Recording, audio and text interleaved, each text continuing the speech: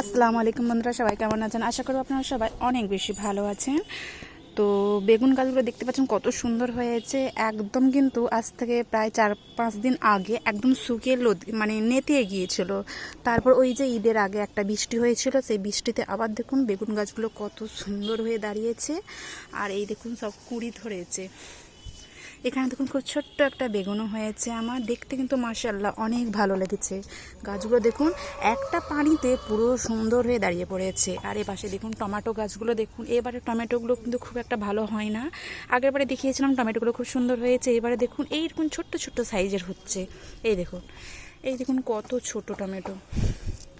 গাছগুলো খুব একটা ভালো হয় না। এবারে দেখলাম আমি, দেখতেই পাচ্ছেন। আবার কিন্তু রোদের জন্য দেখুন সব মাটি শুকনো হয়ে যাচ্ছে। আর যেহেতু এটা দোতলার উপরে সবসময় পানি দেওয়া সম্ভব হয় না বালতিতে করে নিয়ে এসে, তো সেই জন্য কিন্তু গাছগুলো আমার নষ্ট হয়ে যাচ্ছে।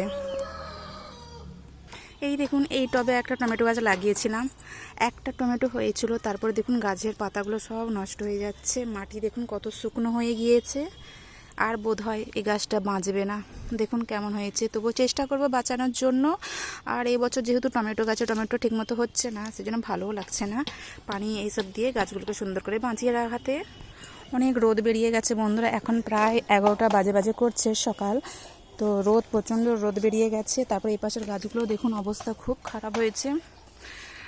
নেমে যাব, উপরে তো একদম থাকাই যাচ্ছে না। ভীষণ গরম বন্ধুরা, ভীষণ তাপ। দেখুন সব বাইরের ওয়েদারগুলো দেখুন। রমজান মাসটা ছিল খুব ভালো ছিল। রমজান মাস চলে গিয়েছে, ঈদও চলে গিয়েছে, আবার সব কিছু সেই নর্মাল আগের মতো হয়ে গিয়েছে।